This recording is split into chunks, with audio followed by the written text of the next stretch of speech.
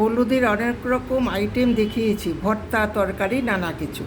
আর এটা হচ্ছে হলুদের মানে আচার। দীর্ঘ মাস আপনারা কৌটোতে রেখে খেতে পারেন।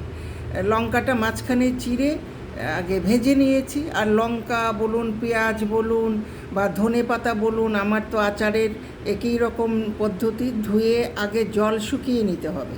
এখানেও সেম, পেঁয়াজ রসুনটা কুচিয়ে ভেজে নিলাম, তারপর লঙ্কা ভেজে নিলাম।